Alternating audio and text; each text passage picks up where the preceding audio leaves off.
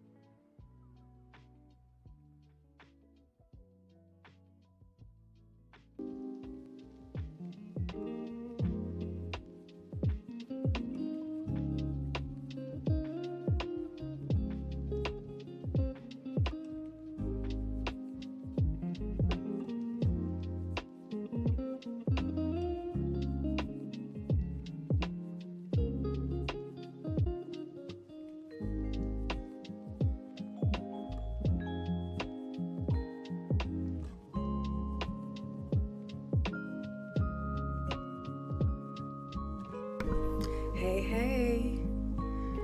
Alrighty, guys. Let me make sure I got everything where it needs to be.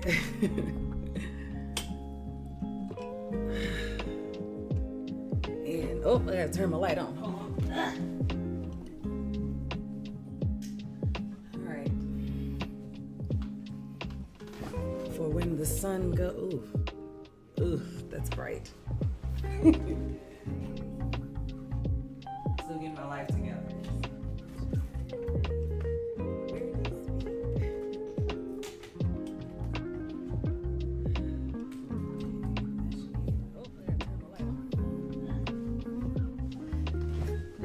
Here you go with these ducks again. Oh my gosh, what is even up with this? Alrighty, y'all. Hey Sunflowers, and welcome back to another episode of BPDsquared Live. Thank y'all so much for being here tonight. Man. So, okay, I'm just trying to make sure that everything is good. I'm going to be honest with y'all. It's been a very frazzled couple of days trying to get myself organized with everything, but I think we got it together finally. I think I got it together. So, I would like to start, like I did the last live, with a quote from an article that I got from BPDbeautiful.com, and the author is Audrey. So Audrey writes, I remember, hold on, I want to pull it up too, sorry. I remember I'd been feeling numb over our relationship in the days leading up to this session. I guess that was why my voice felt flat. It's hard to convey emotions your brain is shut off. This numbness happens sometimes. I think I do this because BPD makes it extremely hard to balance between idealizing someone or a thing and devaluing them. Switching between those two extremes is called splitting. Splitting is a symptom, of borderline personality disorder. And again, that was from Audrey at BPD Beautiful. So as her quote mentions, and I will pull it up on screen as well. I thought I switched to it. So this is her quote. And as we mentioned, we're going to talk about splitting tonight. So that quote came from where she was talking about a session that she had with her therapist, and naming, people who are significant in her life. And she was kind of feeling bad about herself because she was like, oh, I didn't even mention my husband, and in one way she was like, well, I didn't want to mention him because I don't want to say what I really feel about him, and that is that he's the most amazing man possible, and I absolutely adore him. So, yeah. So, that's the topic for tonight, is splitting. So we're going to talk about how someone with BPD, how it presents in someone with BPD, as well as other ways that it can present, even if you're not diagnosed with BPD or if you're not diagnosed at all. So, before we get started, I definitely want to make sure that you guys know who I am. If you're new to this channel or new to this live, first of all, hey again, thank you so much for coming and joining us tonight. I hope that you get something good out of this conversation or this explanation. Sure. But yeah, so for anybody who is new here, my name is Brenda, and I started BPDsquared back in 2019 after receiving a dual diagnosis of BPD, borderline personality disorder, and bipolar disorder. With that being said, BPDsquared is a community and an advocacy that believes in opening the floor for healthy conversations about mental health among the general public. With that being said, I'm not yet a certified medical professional, so therefore I cannot diagnose, nor can I give you any actual counseling or therapeutic advice. But what I can do, and what I will do on this platform, is share my experiences, my research, and the lessons that I've learned along the way. So again, I love to give that disclaimer to let people know exactly what it is we do here, and to not give anybody a misconception of what I can actually do.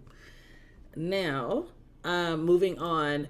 If you, however, are experiencing any kind of mental health crises, or if you are a loved one is experiencing anything like that, please check out these resources that I have here on screen. They will also be linked in the flower box or the description box as well.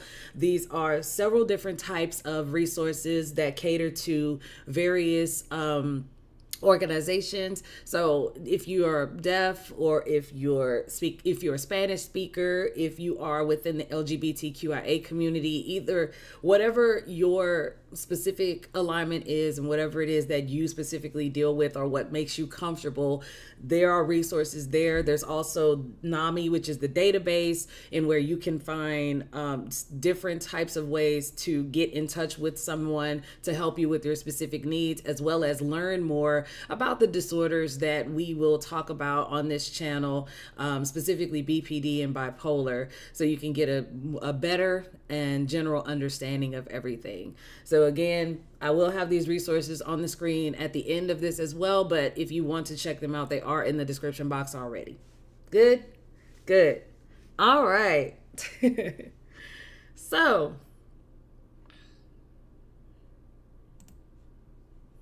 what is splitting? And give me just 2 seconds to organize myself a little bit better here. There we go. Okay, now I got both my screens up. Now I can actually see what I'm doing. So, again, what is splitting? So, I want to say that, I like to start our discussions with the definitions of the terms that we're going over, just so that everybody has a clear understanding of what exactly it is we're talking about. And just knowing what stuff means in general really does help conversations, in my opinion, because a lot of times we use these terms very loosely and it doesn't actually pertain to what we're trying to say. So it's very important to me to understand what the term actually means and where it's coming from. However, with this term splitting, it is considered a medical term. So it will be, you will find various definitions for it, but the general consensus is the same across the board. So the first definition you come across is splitting is idealization or devaluing of people, things, or situations. it's often referred to as black or white thinking, or even all or nothing thinking, which it says in our second definition, splitting is considered a defense mechanism by which people with BPD view others, events, or even themselves in all or nothing terms. So when we're saying splitting, we're talking about basically putting emotions on a spectrum.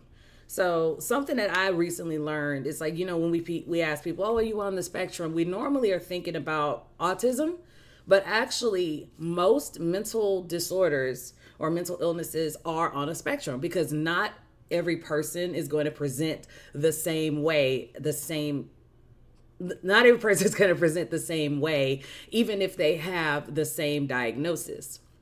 And so with BPD, there are spectrums of extremes. So what we're going to try to figure out tonight is how to get us into a place of the gray area. So the gray area is what people with BPD struggle with a lot. We don't see the middle parts of, there's a possibility that, oh, well, you did something bad today, but that doesn't make you a bad person overall. That's not normally how a BPD brain works, according to the research. It is separate entities within one body. So you have a person that's either all good or a person that's all bad. And it's probably, you've probably heard people say before where they label people as, oh, that's my angel, or, that's my, the best thing that ever happened to me. I adore this person. I'm in love with this person. This is, just very defining terms of how great or how terrible a person can be in their mind. And so the last live that we talked, words, y'all, sorry. In our last live that we talked about validation, and if you didn't see that, it is also linked in the flower box below. So I definitely say check that out after you watch this. I feel like that was a very good talk that we had, and I appreciate everybody that showed up to that one as well. But yeah, so BPD emotions are very intense, very overwhelming. And because of this, it's very hard to compartmentalize or kind of separate those emotions into those smaller boxes or smaller placements. Instead, we focus on the overall feeling, which is what I was trying to say earlier, that, it's not oh, I feel bad about this right now. It's this is bad kind of thing. In another article that I found, it talks about, excuse me, I'm trying, like I said, organizing. I'm a little off today, but we gonna make it. So yes, according to this article that I found, which is called Social Cognition and Borderline Personality Disorder, Splitting and Trust Impairment Findings, this is a clinical study, and I have linked it below. Splitting allows them to readily discard things they have assigned as bad and to embrace things they consider good, even though those things can be harmful or risky. So, in other words, if I feel something is good, I place it on a pedestal. If I feel something is bad, however, then apparently it crawled out of the depths of hell, because it is no way that something this evil could possibly exist. That's where the line is. There's just here or here. There's no in between. And so that's what we're going to try to figure out, or we're going to try to get to tonight, is how to take from one end and the other end of spectrum and try to incorporate that middle part as well. So, how splitting presents itself. Let's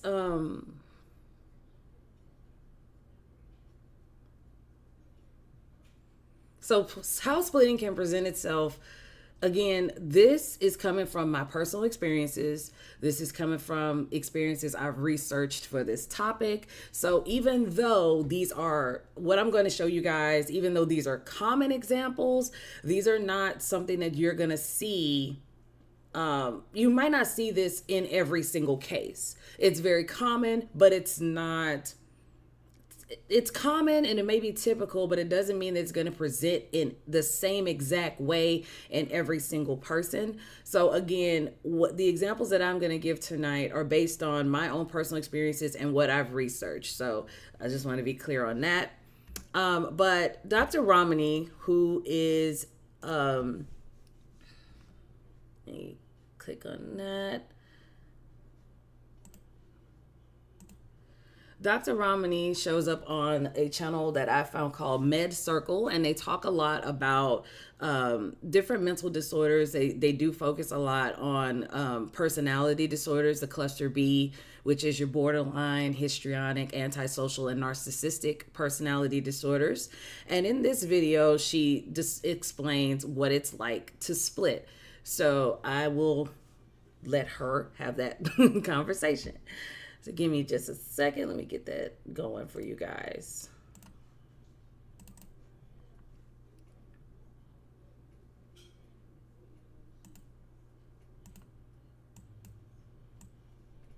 Social and narcissistic personality disorders. And in this video, can someone split or what it's like to split. So I will let her have that conversation. Turn this music on just a second.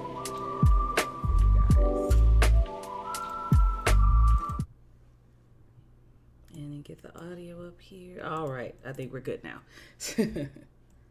Experience episodes of splitting and not be diagnosed with borderline personality disorder? I mean, we all do it sometimes, right? Like, okay, today you're a good husband because you empty the dishwasher, right? Yeah. You know, we do that. Like, I like vacation husband, right? Yeah, I like, you know, Saturday morning wife kind That's of thing. right, yeah. You know, so we do it in a way. I mean, I think that we keep that, like we'll often, and I work with couples and they'll often say, I like my vacation spouse a lot, and that reminds me the woman I fell in love with, but the stress and the traffic and the kids, that makes this harder. But I think that we can have a conversation about that, and then in therapy you can calibrate people to see, you do see it's the same person, and people will chuckle and say, of course I do. But I do think that there's always some propensity to splitting. That's how we started in this world. I feel like cats split. You know, so we do it in a way. I mean, I think that we keep that, like we'll often, and I work with couples. Y'all forgive me. I'm going to start it over because it seems like something else is playing as well. So give me just a second. Let me try to get that fixed. But I think that we can have a conversation about that, and then in therapy you can calibrate people to see, you do see it's the same person, and people will chuckle and say, of course I do. But I do think that there's always some propensity to splitting. That's how we started in this world. I feel like cats split. You know, so we do it in a way. I mean, I think that we keep that, like we'll often, and I work with couples. Y'all forgive me. I'm going to start it over because it seems like something else is playing as well. So give me just a second. Let me try to get that fixed. But I think that we can have a conversation about that, and then in therapy you can calibrate people to see, you do see it's the same person, and people will chuckle and say, of course I do. But I do think that there's always some propensity to splitting. That's how we started in this world. I feel like cats split. You know, so we do it in a way. I mean, I think that we keep that, like we'll often, and I work with couples. Y'all forgive me. I'm going to start.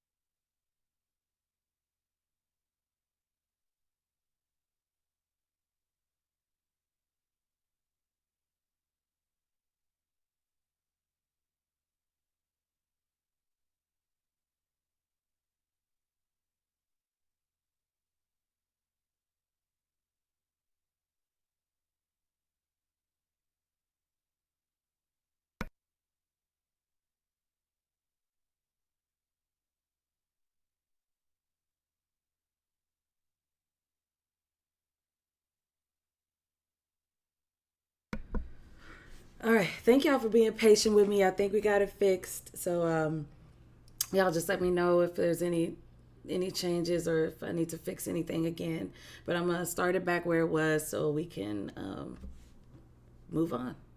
Can someone split or experience episodes of splitting and not be diagnosed with borderline personality disorder? I mean, we all do it sometimes, Okay. right? Like, okay, today you're a good husband because you empty the dishwasher, right? Yeah. You know, we do that. Like, I like vacation husband, right? Yeah, I like, you know, Saturday morning wife kind That's of thing. right, yeah. You know, so we do it in a way. I mean, I think that we keep that, like we'll often, and I work with couples and they'll often say, I like my vacation spouse a lot, and that reminds me the woman I fell in love with, but the stress and the traffic and the kids, that makes this harder. But I think that we can have a conversation about that, and then in therapy you can calibrate people to see, you do see it's the same person, and And people will chuckle and say, of course I do. But I do think that there's always some propensity to splitting. It's how we started in this world. I feel like cats split a lot. they're like, get out of here. Get out of here. I love you. Yes, and we do that. Listen, when somebody's giving us what we want, we are more fond of them. But we are able to see, listen, in a healthy relationship, yes. we are able to see that this person's not going to be what we want them to be all the time, but we can see them holistically, consistently, and in ideal circumstances, unconditionally. Well, I've been doing a lot of these interviews.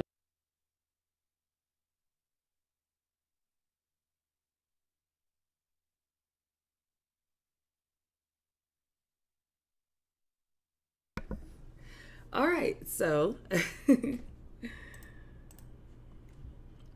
there's a very crucial point, or at least a critical detail that Dr. Ramani brought up. And she says, it's most people can see their spouses in various ways. Like they can see them as, or not even spouses, but just, friends and family or just people that we're close to in general. I like vacation husband. Yeah. But yeah, we see these people in these separate ways. Like, oh, I got vacation husband. I got party wife. I got, club friend. I got Christmas mom. I got barbecue dad. These are titles that we place on certain parts of their personalities. Yet, in a typical way, a neurotypical way, I should say, these are still considered a whole person. So what they call that in the mental health world is called integrated person. So as you can see, we have the definitions here, and I want to give this example before we go into the definitions, because it's kind of like, oh, I'm sorry, y'all can't even see that. I want to give an example real quick that, yes, people and their personalities do not exist in a vacuum. Absolutely. So yes, it's kind of like in Encanto, right? How Mirabelle has the tablet or the prophecy that she's finding from Bruno, and she gets all the different pieces. And she puts all the pieces together to form a whole picture. So think of it in terms of, like you said, a neurotypical person can see that a person has all these different pieces that they can make into a whole picture.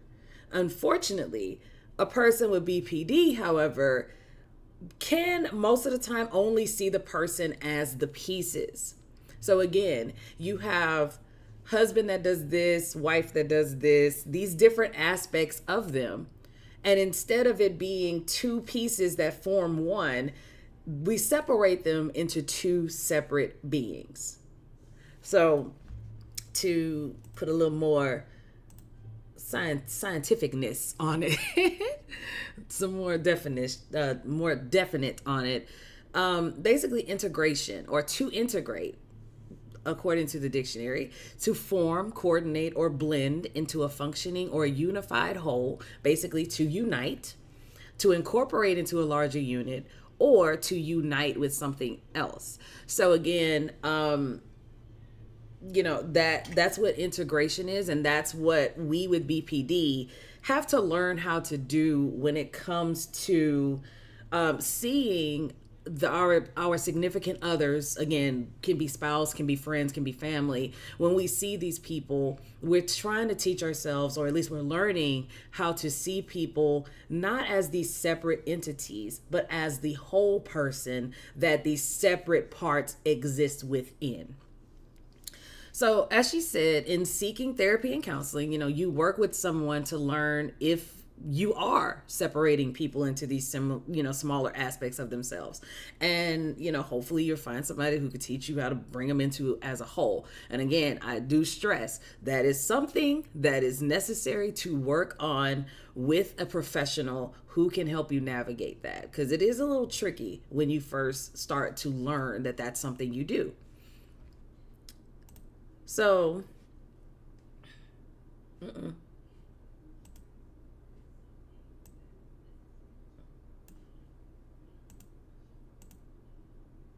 oops, hold on, y'all. Ooh, everything just want to be like everything tonight, right? Everything just want to be bad. What is going on here? Ah, I see what happened. Okay, we got it. I figured it out.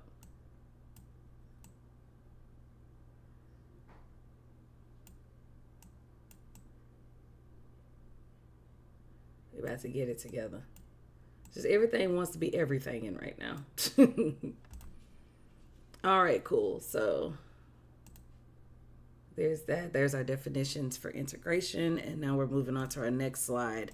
And we're going to talk about different examples, like I said before, of how splitting can present itself and kind of some ways that you can determine if this is something you experience or if a loved one is experiencing this as well. Computer don't want you to be great. It absolutely does not.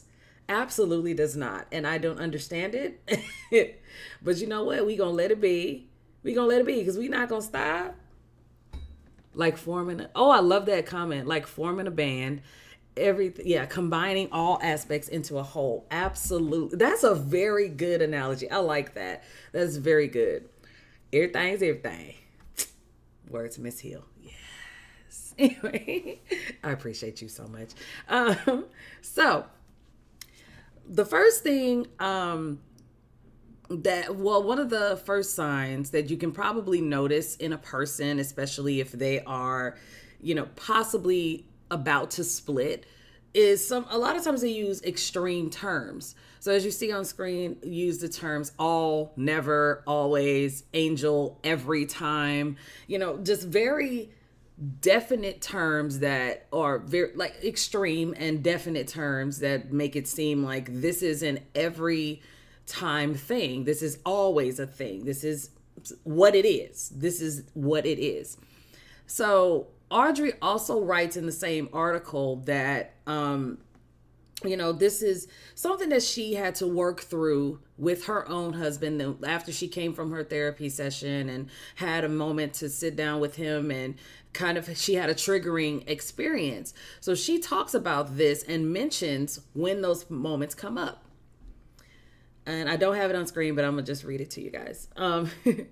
So she says, I just want to hang out with you. She says this out loud, and in her mind, she's like, please, I can feel an episode coming on, but I'm too intimidated to say this out loud. Another tired sigh from her husband. We have 3 more days to hang out. In her mind, I hate when he says things like this. It feels so demeaning, like he only hangs out with me because I force him to.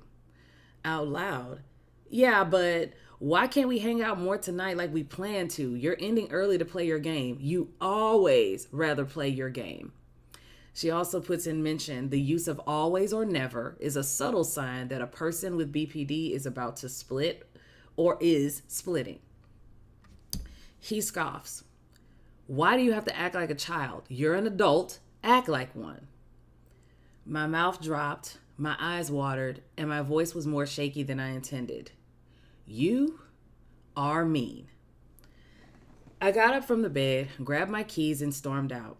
As I hurriedly walked to my car from the front door, my head swarmed with thoughts and my body felt defeated. It's just like Mom always said, you're worthless. Don't come back. He doesn't care about you. Yeah, he doesn't care. So again, that's that excerpt from her article.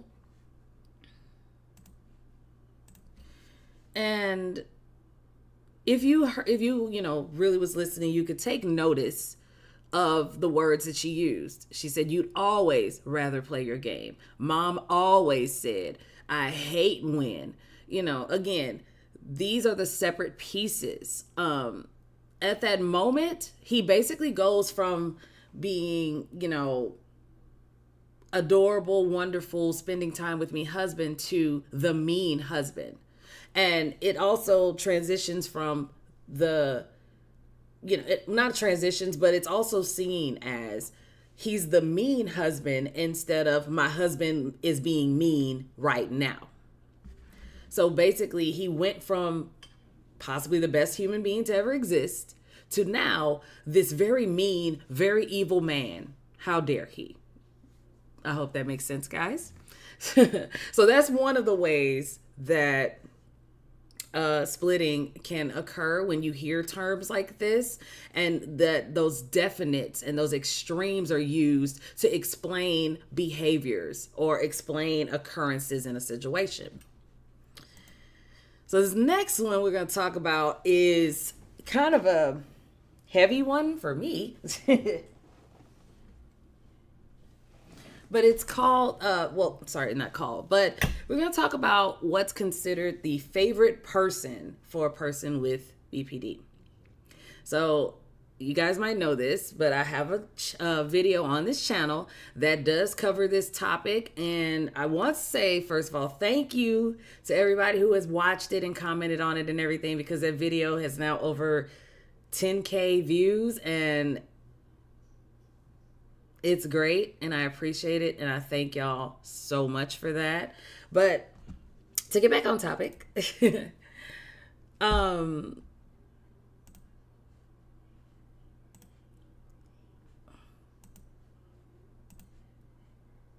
why is it on the wrong one? There we go.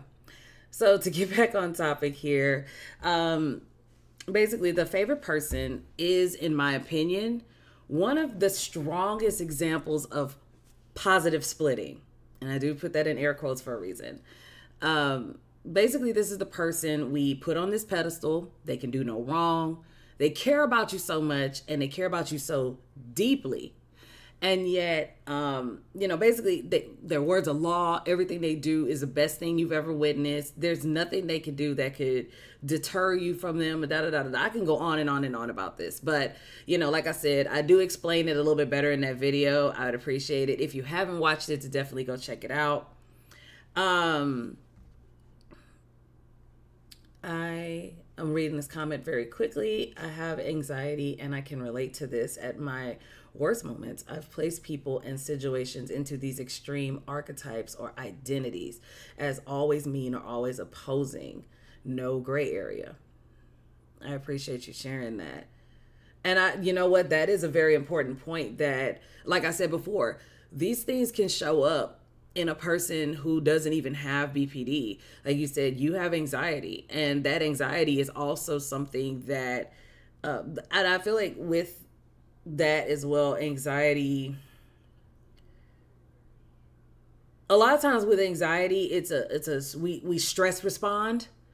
And so to eliminate some of that stress, we basically place people in these, or the situation or the thing or the person, in a box of one or the other, because the brain is too overwhelmed with stress to try to narrow it down at that moment, if that makes sense.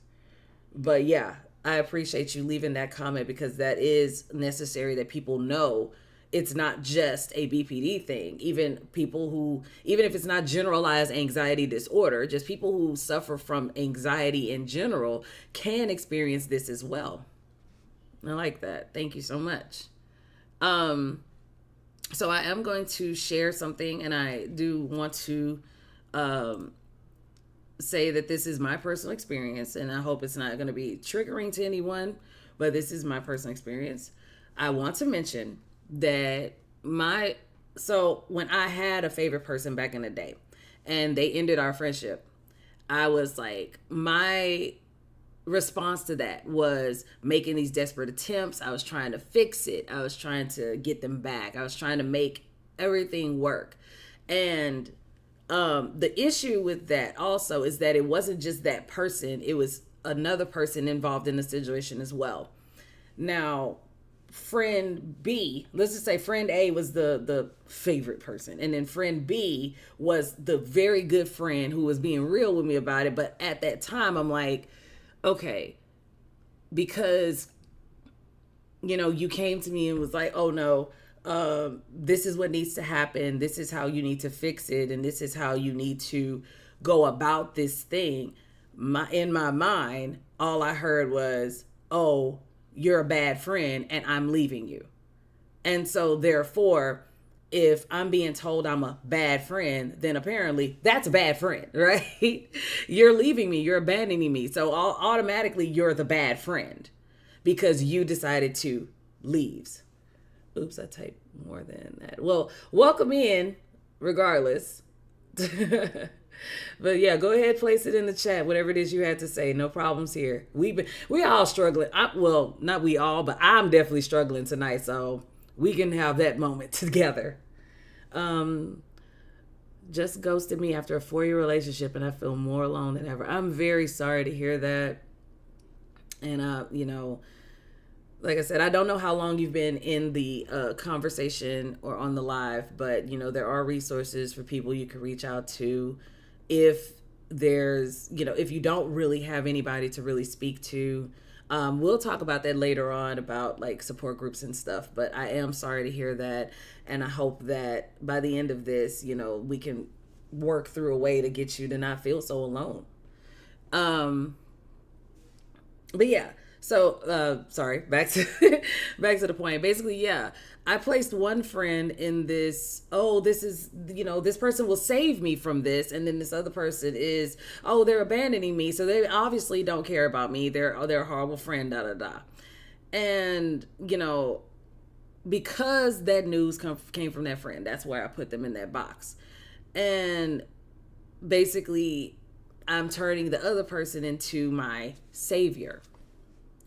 So again, I say, for that story, for it to be a little more understood and more clear and to kind of be hashed out, I would say go check out that video, just so you can get a clear understanding of what it is I'm talking about. Because I don't want to go too much in depth into it in this video, because I want to make sure we're getting through a pretty good time. But yeah, so that's the thing with the favorite person. So you see splitting in those kind of relationships, to bring the point to a close. You see splitting with those kind of relationships when you have a person that is viewing someone on a very high pedestal or very low, like dirt level. So when you see people putting them on these different levels, and it doesn't seem like they're allowing for a person to have faults or flaws or even good qualities, if they're considered the bad person, then that is another sign that, okay, maybe this needs to be addressed. So that way you're not just viewing this person in this one way, and you're allowing that person to actually exist in a human way.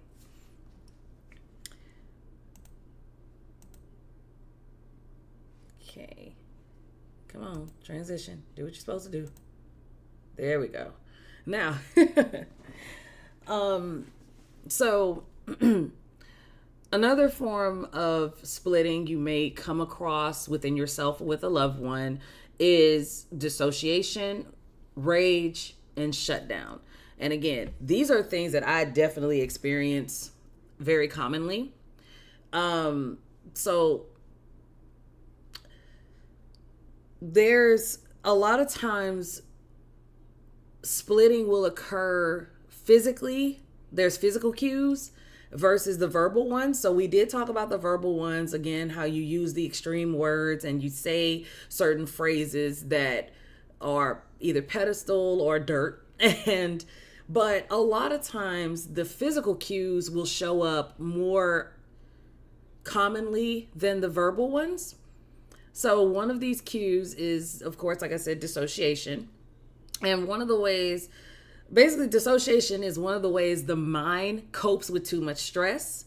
So basically, if you're experiencing a traumatic event or going through, like we mentioned earlier, having an anxiety attack, or just going in this space where you're just uncomfortable and you're stressed out, a lot of times we can dissociate. And so dissociation, for anyone who isn't aware, is the separation from an association or union with another, or the mental process where a person disconnects from their thoughts, feelings, memories, or sense of identity. Dissociation can present as a person basically like staring off into space.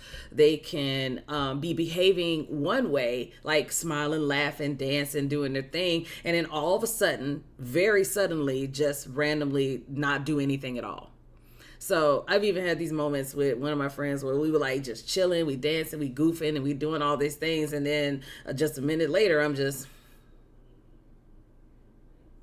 and they're like, "Hey, you good? What's going on there?" So those can happen. That can be a physical cue that could indicate that a person is splitting. Dissociation is definitely something you will work on with a medical professional, because you first need to learn how to recognize it, know what it is, and also know how to recognize it when it occurs. So dissociation, again, is something we all deal with in one form or another. So you don't actually, have to be diagnosed to dissociate. However, dissociation does become an issue or concern if it is actively disturbing your everyday life.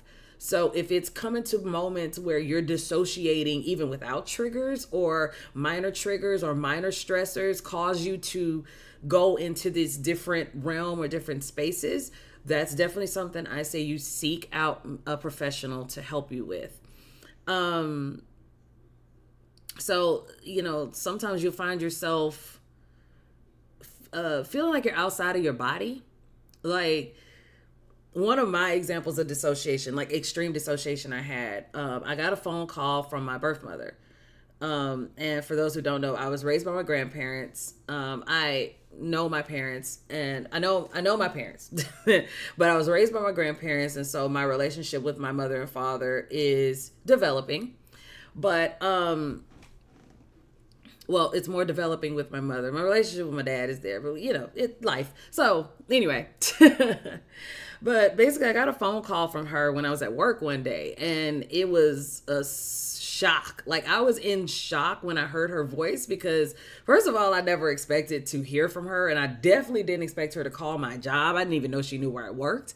And, at that moment, I heard her voice, and literally I felt myself go like this, you know what I mean? Like, my spirit or my soul or whatever you want to call it basically left my body.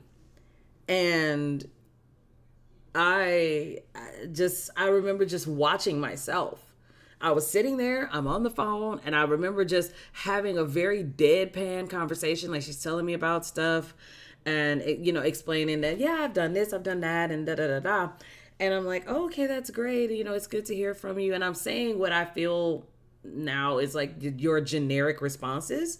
But, in that moment, I was not in my own body. And as soon as we hung up, I felt myself go, shoo. And I was like, oh my God. Like, it felt like, how you see in those movies where like, you have those like B movies or whatever, and the ghost is like coming into the body and like taking over, and you go like, like that. That's exactly what it felt like. It was a literal out of body experience. It was crazy. And it's all right. See, welcome in. Thank you for joining. I don't care when it is. I'm glad you're here. But just so you know, the topic of tonight, we are talking about splitting and how it occurs in people with BPD, as well as how it occurs in people in general. So right now we're going over the different types of ways that splitting can present itself. So we've talked about dissociation. We just got through talking about dissociation, which is basically your mind separating from the situation as it's happening. And now we're going to talk about rage. There's a such thing as BPD rage. Yeah. Most people know about that. Well, my people know about that. So, basically people with BPD go into intense episodes of anger, and that causes them to make these very rash, very detrimental decisions. So when I say rash and detrimental, it's like somebody says something you don't agree with, and immediately it's like, well, I'm going to block them on all social media. I'm going to delete their phone number, and I'm never going to talk to them again, because how dare they say something like that to me? Or, you do what I found myself to do, telling on myself a little bit, is you kind of do little sabotaging things. So like, you're at work And I've done this before. This was years ago though, and this was before I knew I was going through this. But it was like, my boss would not my boss, but my manager would say something or do something to me, or make a comment that I wasn't cool with, and I will do little things to like kind of sabotage my work, or sabotage my job in general. Or what I've come to start doing now is just yelling and possibly throwing things, as long as they don't, they can't break. So that's my thing. But yeah, rage is a very clear indicator a lot of times, especially if the person has BPD, that they are definitely splitting on you. Cause, whoo, honey, volatile. Anyway, and then there is shutdown. So shutdown is tricky because, again, as I've understood it to present in myself, again, I can only use myself as an example, but as I've known it to present in myself, it can look like dissociation, and it can look like that's happening because I will become standoffish and I will disengage with a lot of stuff. I'll disengage with whatever it was I was doing, and I'll just kind of like be like, okay. That's really for me, that's my biggest thing when I'm splitting, is like, if somebody says something that I'm just like, okay, I either don't agree with it or I feel like it's stupid. I'm just gonna be honest. I feel like it's dumb. I'll be like, okay. Okay. And I keep my answers very short. And so, yeah, like I said, telling off of myself a little bit, but I'm very much like, when I've started to split, it's very much a, okay, type of thing. So, like I said, mentally, I've already cut that person off. So there's no more to say at that point. And I definitely, like we mentioned earlier, I definitely use extreme terms. Like, I even did this yesterday. I'm sorry, honey. And I did this yesterday when I was walking with my husband, because he was explaining something to me. And I was like, I love how you always, and that's all I got to say on that, because already it was like, okay, that's not fair. So, but yeah, I did that to him. So I'm sorry. But yeah. So yeah, here we are at what I would consider halfway point a little bit. Guys, if y'all doing good in the chat, give me a thumbs up, give me a sunflower, show me something that says, yep, we're here, we get it. You're making some kind of sense. I don't feel like I am, but if we're all following and we're all doing okay, leave me something in the chat to let me know. I'm gonna take me a quick sip of water.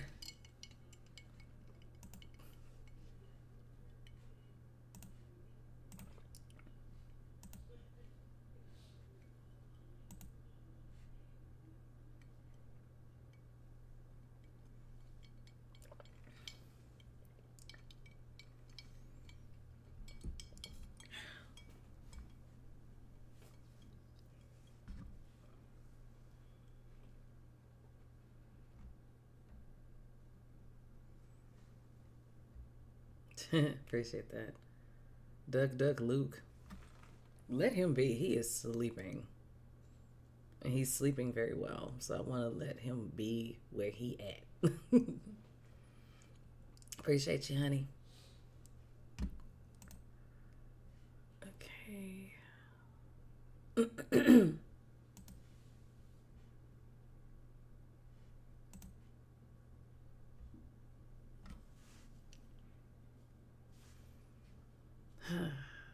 Y'all, just taking a quick breath. I feel like my brain is going like 100 miles an hour right now. So, and first of all, I'm really messed up because like I messed myself up, to be honest, because I'm like, I kind of jacked up my sleep schedule.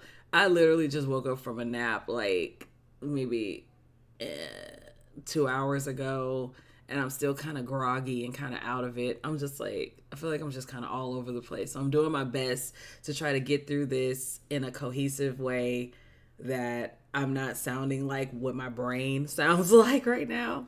So again, I really do appreciate everybody who's here tonight and all the encouragement. I love y'all. I appreciate y'all. So we're going to move on to our next How much rage is cognitive bias?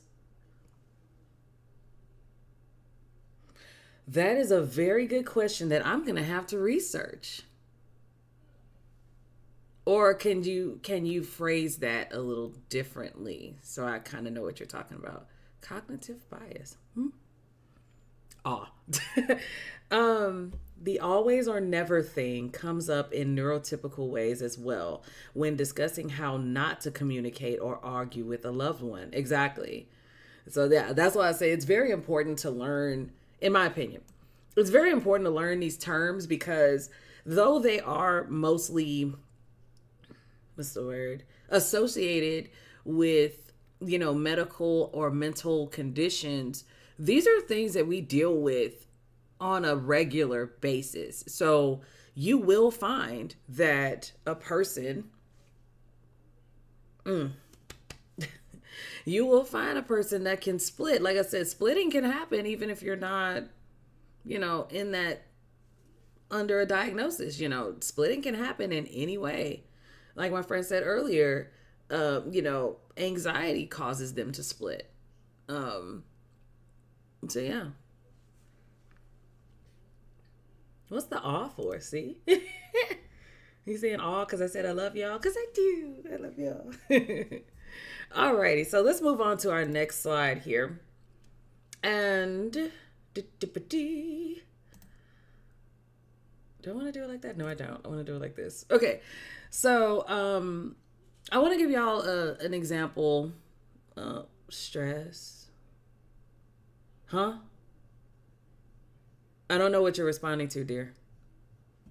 But yeah. So we're gonna move on to our next point. There's a young lady I found on YouTube recently. Her channel's called Glow's Life, so I'm assuming her name is Glow. I've only seen a couple of her videos. But she talks about her experiences with splitting, and I feel like it's very accurate to my experience as well. So I want you guys to hear her out. So give me just a second. Let me get that set up.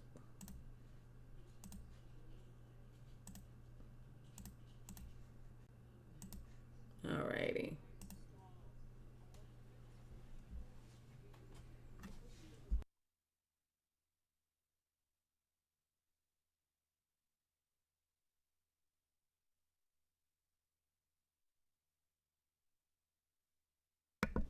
I just realized the audio was on mute. Give me 1 second. I'm sorry. I got y'all. I got you. And I sometimes start arguments with people to push them away, to one, protect them, because I'm like, they don't deserve to deal with me. Like, this isn't fair. Like, who would want me in their life? But then also to kind of push them away, and if they leave, I can be like, I knew you were going to leave because I'm crazy. So, but then it's my fault because I purposefully would do that. So at the time, like, when I was having an argument the other day that I started, and I was saying mean things that I didn't mean, and it's like, my logical part at the back of my brain is like, don't send that, don't say that, it's not true, don't, because you're just going to cause an argument over nothing, because, like, it's not worth it, what are you doing? But then the rest of my brain, it's like standing in front of a sheet of glass that's a bit frosted and screaming at yourself to stop because you're going to hurt yourself or someone, and the other person just can't hear. It's awful. It's really, really awful, and really emotional, because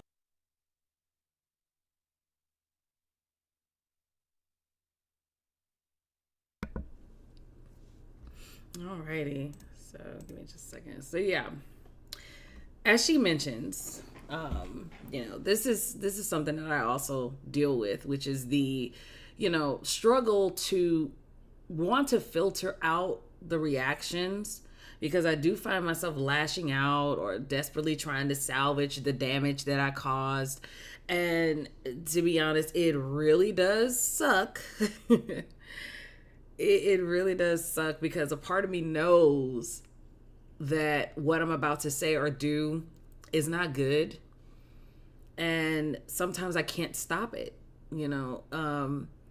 Or it's like it's like a split second impulsive decision to say or do something. It's kind of like I had a conversation with someone business wise, and I was put in a position where I wasn't sure how to answer this question, and I had a panic moment, and I just started desperately trying to figure out, okay, how do I save this so that way I don't miss an opportunity? How do I save this so that way I don't end up doing something bad or, you know, making a person feel like, oh, well, I can't trust you or anything. And it was after talking to one of my really, really good friends and my mentors, they were like, yeah, basically you responded out of fear, which is absolutely true. And, you know, it was one of those things. It's like, okay, well, you know, next time just learn how to cater your answer to the question at hand, you know, but that's a different topic for another day. But basically, yes, that's what I experienced going through that, because I was like, oh my God, I don't want to mess this up. I don't want anything to happen. So I'm frantic and I'm desperately trying to make something happen when I really didn't have to go through all that. But, you know, with that being said, again, not just those desperate attempts and not just those moments of lashing. There's moments also of lashing out. And as I said in the previous live, there's reasons, but it's not an excuse. So when those moments happen, especially those desperate attempts and things like that, I try my best to catch myself as soon as it happens. I try my best to catch myself as soon as it happens, because again, it shows up as me being snappy. It shows up as me being annoyed. And, you know, I normally don't want that to be how I react to things. It just happens. And then it's like, oh, wait, I recognize the signs because I've worked on it. And it's like, oh, wait, let me actually take a minute to step back from this, because I'm reacting in a way that probably doesn't even warrant this reaction. And then again, you have the opposite side of it where I'm just like singing the praises of this person or this thing. And it's like, oh, well, you know, and there's with the desperate. I feel like, again, my brain is running. Sorry. Let me slow my brain down. So again, when those desperate attempts happen, I feel like that's when I'm starting to place people on that pedestal, because it's like, oh my God, I have to salvage this. I have to make this make sense. I have to make this right, because I don't want anybody to feel as if I'm trying to do something wrong. I don't want you to see me in a bad light. However, on the opposite end of that spectrum, it's like, you know, I'm going to say something to hurt you before you have a chance to hurt me, kind of thing. And it's a two-edged sword, I think is the phrase I want to use on that, because I'm learning how to navigate through this, but, you know, trust issues come up. And not just on my end, but from the other person as well. But really the trust issues are more on me, because I'm allowing my fears to dictate how I respond and dictate how I move forward. And in these conversations, I think you can put it in the live chat. If it can't, then put it in the regular comments. If you can't put it in a live chat, I think you can put it in the regular comments. But if not, just text it to me and I'll check it out. But yeah. So I think basically I'm trying to figure out in those moments, where do I place people in my head, right? So the trust issues not only stem from the fact of me trying to, you know, get myself out of looking at a person as all good and all bad. It's just, you know, it's really, where do I place them in my head? And that makes me very skeptical a lot of times too, because I feel like, you know, I try not to view anybody as coming in with bad intentions, but I still have that feeling of, you know, maybe I shouldn't trust everything they're saying, or give them a moment to prove what they're saying is actively, you know, real. And honestly, that could be me actively employing the gray area that we talked about earlier. That could be me actually setting boundaries with people, subconsciously, to tell myself, hey, you don't know this person well enough yet, or you don't know this person well enough to say that they can be all good or all bad. They haven't given you enough evidence to let you know where they actually stand in your life. If they even stand in your life at all, that's a thing too. So for me, I get kind of skeptical, but I think it's more, like I said, I'm asserting those boundaries finally, and understanding that, people aren't one or the other. People are everything. People exist within that spectrum. They exist within the spectrum. They're not the opposite ends. They exist within. So I guess, yeah, that's my way of trying to navigate through that, because, and it's kind of, it's weird trying to put people in that gray area, because I have to forcibly tell myself, don't allow that person to live in your head this way, or don't put yourself in this space to feel like this, that, or the third, because, it's, in so many words, I'm setting myself up to be disappointed no matter how I put it, if I place those people on those spectrum ends. All right, so I'm going to take a quick moment to take a break and do a shameless, but not really, a shameless plug. So, as y'all know, I got merch. I don't know where that's coming from. Anyway, I got merch, guys. So, we are selling tumblers. We're selling journals. We're selling bracelets, mugs, t-shirts. So, definitely, I want you guys to, my brain, y'all. I want you guys to check out what we have going on, because the merch is, of course, helping us to raise awareness for mental health. It's also raising funds to help us, further with our education and our research. It also helps us with, reaching out to different therapists, because we do plan on bringing on medical professionals for these conversations, and having people on standby to be able to, help us with navigating and give you someone to reach out to if, you need it. As well as we are starting a meal train to where we are going to raise funds to help feed families in need, especially after tragic events. So it's definitely something I want you guys to look into. Everybody needs a journal. But also, if you aren't interested in actually purchasing an item, you can definitely donate to our cause, and you will find the links to everything in the flower box below as well. So if you're not really wanting to buy anything, but you just want to show your support, you can definitely donate as well. So yeah, that's that shameless plug. And I'm going to just take a quick minute to see if y'all have anything else y'all want to say in the chat before I move on to our wrap up. Just give y'all a chance to kind of just chime in and also slow my brain down again. I definitely need a minute to slow my brain down. Like I said, it's been and I think I'm also hungry. So, because I literally ordered food like right before I ordered food, and it got here like literally 15 minutes before we started. So I was like, well, I'll be fine. So.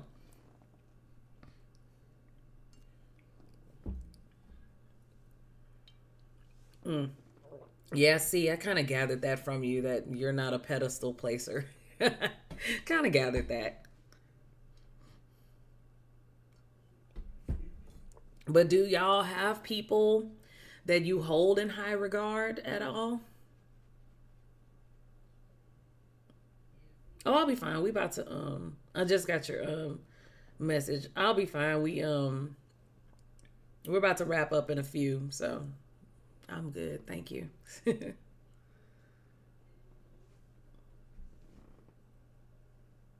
Again, since this thing is delayed, I'm trying to give y'all some time in case anybody has anything to say. But if nobody has anything to say, go ahead, spam me some thumbs or some sunflowers again. Just let me know. We can move on to the next point so we can get some, oh, I love that. Yeah, that's sweet. So yeah, we can move on to our next point so we can get, finish this night. People, ew. We can't say that here. Or can we?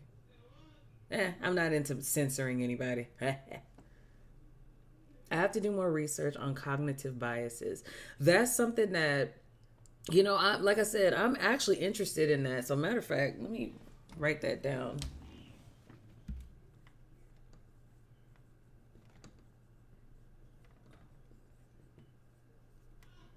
I actually like that. So that's something that you and I can, if you want to, you and I can have that conversation and we can go over that together. Cause I think that would be a very interesting topic. So yeah, definitely.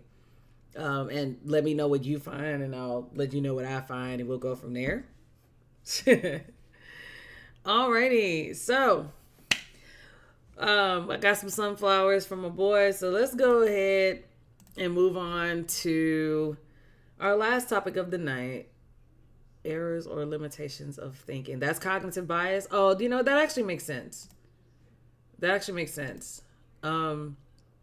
Okay, cool. Yeah, we will have that conversation. We'll definitely talk about that because I think that is very important. I think that's very interesting.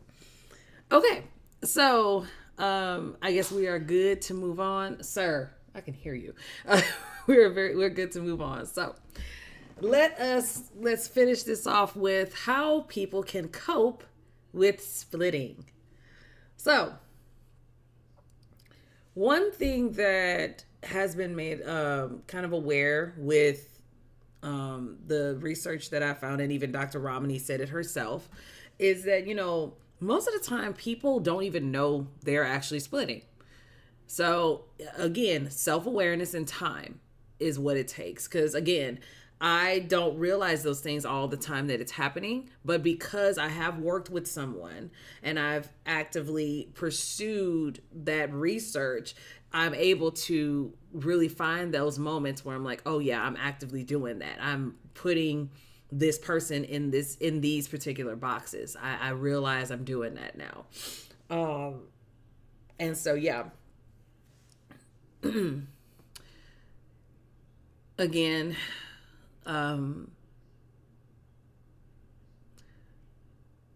sorry, I'm reading through my notes trying to make sure I'm on the right point. Now, with this all being said, guys, of course, as we talk about these topics, I always leave the links in the description box or the flower box because I want you guys to research it for yourself, learn about it, and figure out, is this something that you might actively be dealing with? But at the same time, I don't want you guys to believe that means, oh, I'm going to start. Hold on. Let me do this. When researching these topics, especially with the links that I give you guys and going further in depth with them, this is not me encouraging you to self-diagnose. I want to make that very clear. What I encourage is to educate yourself. Okay, I'll tell you in a second. What I encourage is you guys to educate yourself with what is going on and what these terms mean and what this could present as within yourself or a loved one. If you feel as if from your research that these are things that you actively deal with and it's something you're actively dealing with that is causing disruption in your life, most important thing you do from there is speak to a medical professional. Please, please, please do not self-diagnose. It is, don't read something and then be like, oh yeah, that's what I deal with. This is what it is. And then go about your life thinking that's the truth. If you have an inkling, reach out to someone who can actively help you navigate through that and let you know if you actually have a diagnosis or not. I just want to make that very clear. Now, again, so to answer your question, see, I know you came in late. I thought I might have said it, but I might not have. I don't know. But splitting is where a person takes a person, situation, or a thing and places it on two separate ends of a spectrum. A medical professional places on two separate ends of a spectrum. So splitting in medical terms is considered black or white thinking, all or nothing thinking, good or bad thinking. So it's where a person, typically with BPD, this can happen in any situation, but typically it shows up in BPD where a person is seen as all good or all bad, a situation or a thing is seen as all good or all bad. And the example I gave earlier is kind of like in Encanto, where Mirabelle has the prophecy that she's getting from Bruno, and as you saw, he smashed it into different pieces. So she takes all the different pieces and she puts them all together to make a whole picture. Whereas with people with BPD, or well, let me say this, a neurotypical person, or a person who is not actively diagnosed or deals with splitting on a consistent basis, they can see a person has this part of them. This is a part of their personality. So we said example earlier, you have vacation husband, you have party wife and things like that. So you may have these separate parts of you. However, you're able to put them into, you're still able to see them as one whole person with those separate parts in them. However, a person with BPD does not see a whole person with aspects of a personality. They see the person as two separate or more separate entities. So you have work husband and you have home husband, but that's what you see. They're not a part of the same entity for a person with BPD. They're separate entities. I hope that explains it. Is it dissociation, refusing to accept the facts? No. Dissociation is a mental and I would go so far as to say physical reaction to a very stressful situation. So dissociation is where your brain has separated you from a situation as a means of protection. Refusing to accept the facts, that to me is ignorance. Or just blatant stubbornness, but I wouldn't, that's something that I would have to research if that's typical of any particular disorder or anything like that, but yes. But yeah, I don't know if that's in refusing to accept the facts. I don't know if that's typical of any particular diagnosis. Yes, thank you. As my friend said, the doctor earlier did say that, basically you have in those separate boxes, you have mean spouse or you have great spouse. And so what a person should be able to do is see that mean spouse is not mean spouse. Mean spouse is being mean right now. I hope that makes sense. So instead of, this is who they are. They're mean and that's it. That's the box they're in. They're just mean. We're trying to transition from this is where you live to this is all of you and part of this exists within you. So again, I hope that clarifies some stuff. And like my friend said also, yes, it's those differentiations. Yeah. I mean, ignoring it or thinking it doesn't apply to you or them.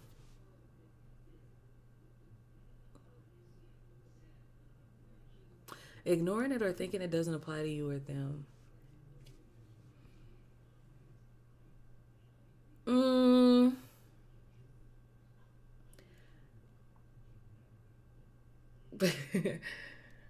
Okay, cool. I'm glad it makes sense. That's okay. So I don't know if I have liberty to say this. I guess in a way, when you say ignoring or say it doesn't apply, that could be in a way a form of dissociation because again, like I said, it's separating yourself from the situation as a protection measure. So I guess in a way, it could be that, but that's something again that I would have to look into further before I can give a definite answer on that. So there's that. All right. I hope we good though.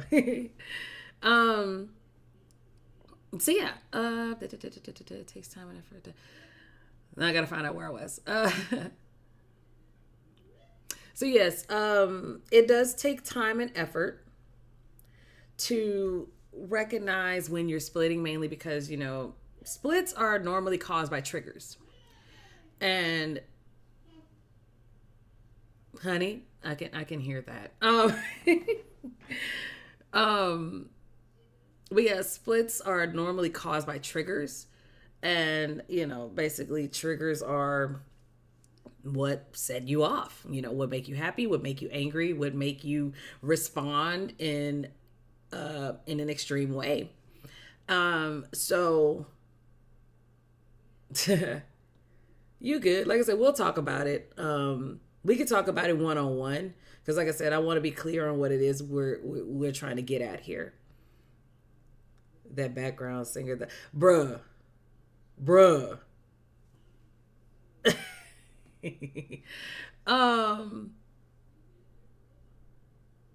So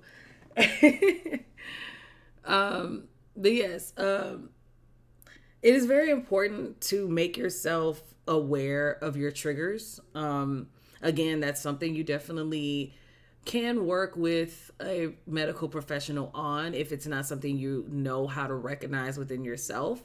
But there's something that I did learn from a previous therapist that I had when I first got diagnosed. And he taught me to do basically a body scan. And when you start to, basically when you get triggered, not basically, but sometimes when you get triggered, a lot of times that stress or that tension or that pressure shows up in your body. So for me, when I'm stressed or triggered or feeling something, it shows up in my shoulders. So I get very tense and my shoulders get very tight. So I know for me, that when I get stressed or I'm overwhelmed or anything like that, if my shoulders feel very tight and tense, I know that I'm getting triggered. And then after realizing that, I'm able to assess, okay, so what are you feeling mentally now? What do you feel like caused this? What was said? What was done? What did you see? What did you hear? Did you touch something? Basically, go through the five senses and all those things. But yeah, like I said, that's something I worked with my therapist on. So, it might be something that needs a little more instruction and cultivation to understand it from that perspective. But it is something that I feel is important to figure out in some kind of way, because, people are like, they have that phrase, depression hurts. And it's very true, because those mental things are just as much physical as they are here. So sometimes, you're like, oh, my stomach hurts, or my neck is bothering me, or I feel this, like I feel jittery and all this other stuff. And it's like, yeah, that could be that stress response showing up in your body. So again, definitely access the resources that we have available.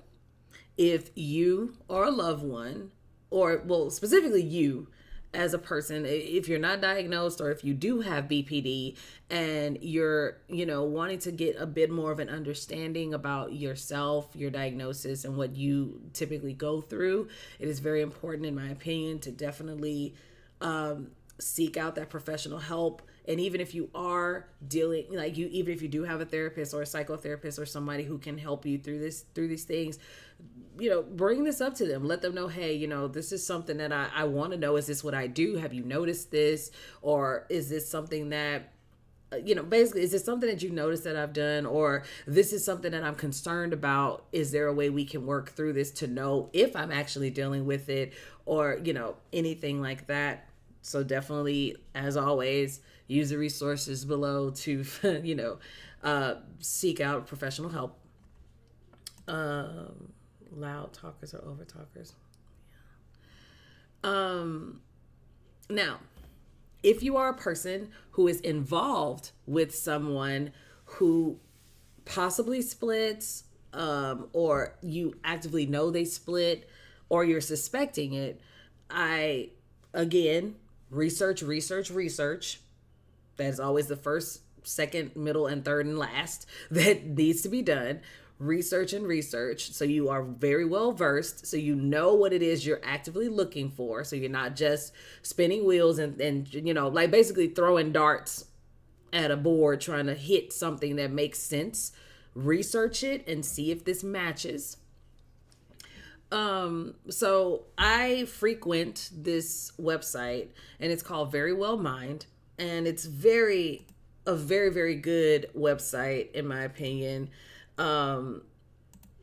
They have a lot of articles that talk about different mental health disorders, and they share research, medical research, clinical research, and they also share stories of personal experiences.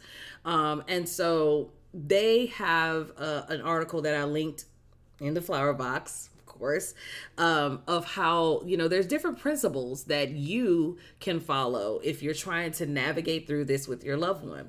So one of the things two of the things they mentioned first is try to manage your response and cultivate empathy.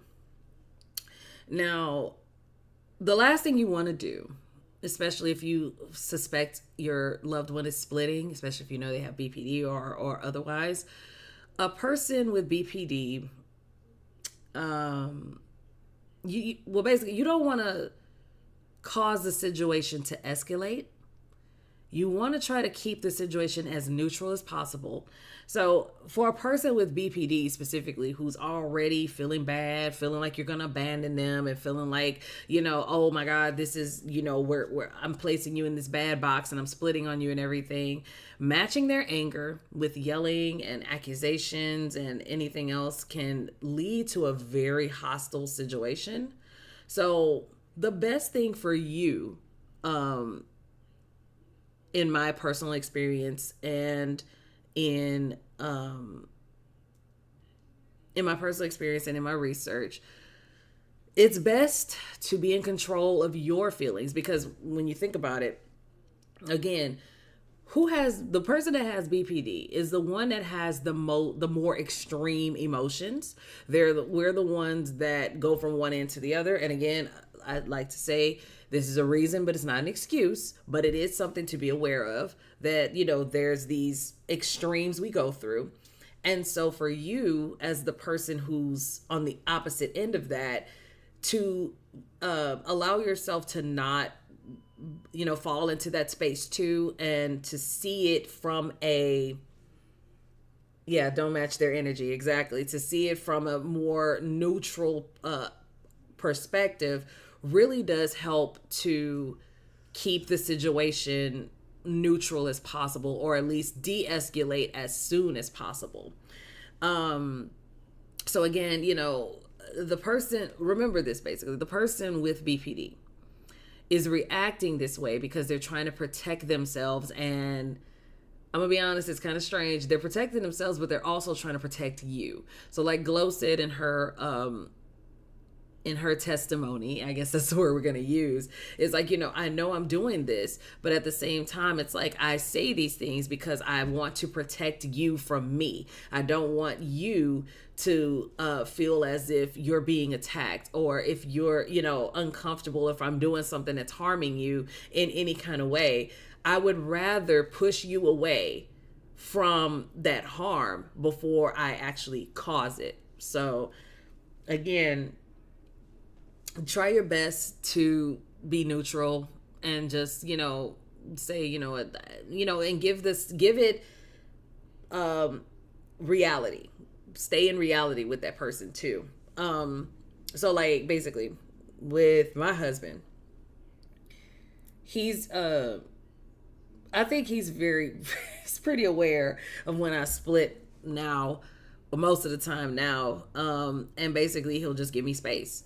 Because I'll say or do something, or I'll, be snappy or whatever. And he's just like, okay. And he'll like walk away, or he won't say anything. He'll just be like, I'll be in my office, and it's like very short and quick, because it's like, okay, what's the point of me escalating or trying to argue about this? It's like, okay, apparently you're in something. So when you're ready, you can come and talk to me, is basically what that means. And so, yeah, I take my time and I process it, and I'm like, okay, I take my inventory of myself, and then I'm like, all right, I go in there and I talk, and we have our moment. So like, even like I said yesterday, I was kind of snapping at him because, to be honest, like I said, as you witnessed, it's been kind of a struggle tonight for me. Again, I appreciate y'all being here, and I hope that it's been cohesive enough. But I was very stressed out about getting the script together and making sure everything was ready and on time, and I was tired, and my sleep schedule is just all kind of jacked up. So I was taking my frustration out on him, and he did nothing to warrant it at all. It was just, I was frustrated. And so, I recognized at the moment that I was splitting on him, because he asked me a question. I don't even remember what the question was, but then I was just like, the way I responded was very snappy. I was just like, and he was like, okay. And he goes in his room, and I'm like, oh, snap. I did it. Right. And I'm like, and it was so ironic, I guess, because it's like, here I am trying to, write a script talking about splitting, and here I am doing the exact same thing to him. So, later on, he comes back in this area, and I tell him, hey, I'm sorry about how I reacted to you. I'm snapping on you, but I'm just frustrated, and I'm just trying to get all this stuff together, and I apologize. So, I got my hug, I got my kiss, and we was good. We were all good after that. But, like I said, it's that point of working on it to get to that space to be able to really recognize those things, recognize those signs. And so from my husband's perspective, it's a matter of recognizing, okay, this is what you're doing. I don't agree with it. But I'm also not going to escalate the situation, because he knows that I've worked on this enough to at least recognize it at some point, or he understands, okay, well, if this is what you're doing right now, but I'm going to back off from this because there's no point in causing an issue from something that really isn't anything. You know what I mean? So there's that part. The next part is to, as I mentioned, set boundaries and take care of yourself. So again, like I said with him, when he starts seeing that, he's just like, okay, yep, I'm leaving that situation. I'm not trying to get in that. So that's the way he sets his boundaries. Okay. So, one of the things that I feel keeps my relationship strong, not just my marriage, but with my friends, with my family, with people in general, is communication. My husband says all the time, communication is the most important part of a relationship. And with that, this also, like I said, does not give your loved one the right to use you as a punching bag just because they're going through something, just because they're splitting, just because they're angry, just because they're stressed or frustrated or anything like that. That does not give them a right to make you their punching bag.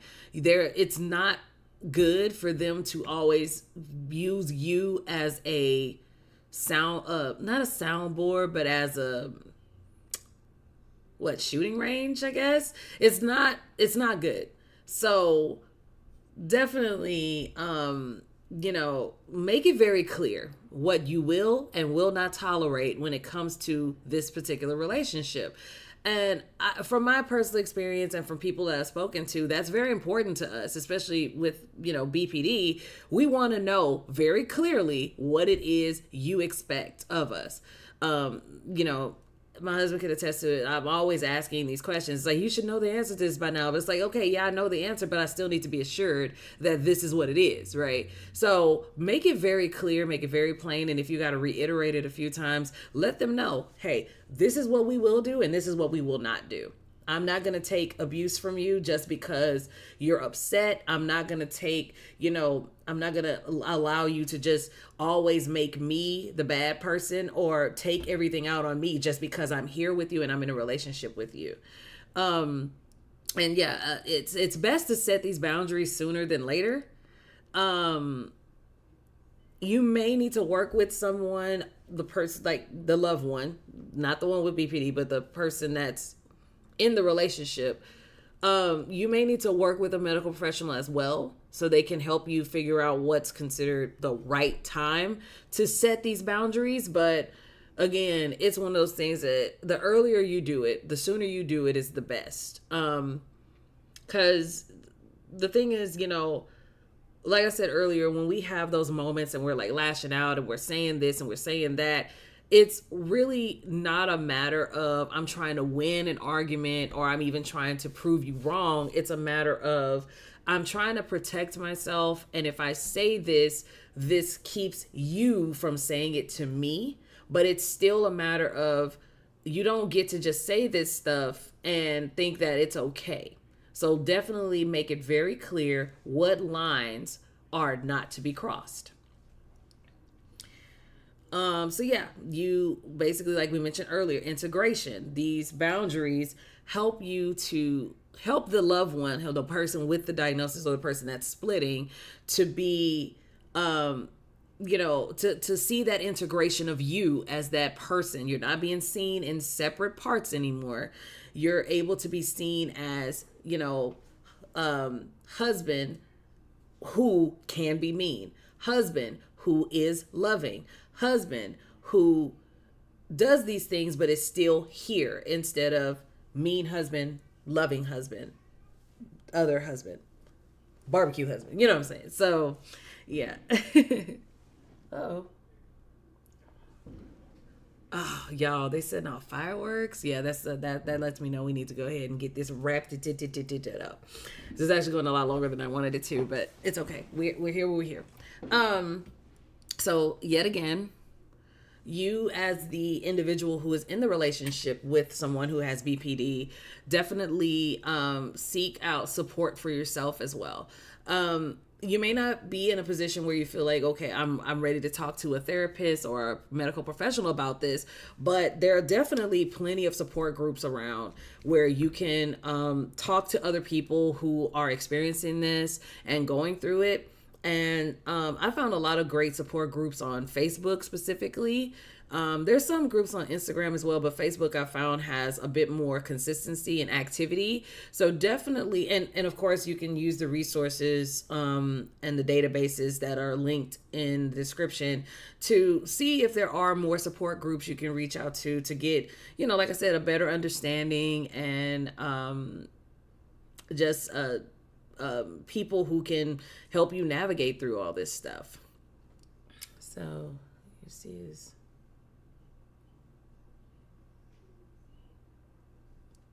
used to use family members as punching bags, but I stopped doing that years ago. So I set boundaries, but I still need work. And I mean, that's what it is. We all need work, but it is what it is. The fact of the matter is you're able to recognize that and you stopped yourself from continuing behaviors that you knew were harmful. So that's a great thing. But yeah, we are now at the end of the road here. Ooh, y'all. Thank y'all once again so much for being here with me tonight and sticking it out for me. This, like I said, this went on a little bit longer than I expected it to, but sometimes it needs to happen that way. I'm not ashamed about it. I'm not upset about it, and I don't apologize for it. Accountability is admirable. Yes. So, but yeah, guys, thank you so much for joining me tonight. Again, as you see on the screen, these are the resources that I mentioned earlier and resources that you can use if you or a loved one is experiencing any kind of mental health crises. Not just what we talked about tonight, but in any way, if you are feeling that something is going on in your life where you feel something in your life is causing you actual detriment or is making life a little harder to live, definitely do not hesitate to reach out to someone and let them know what you're going through. A lot of these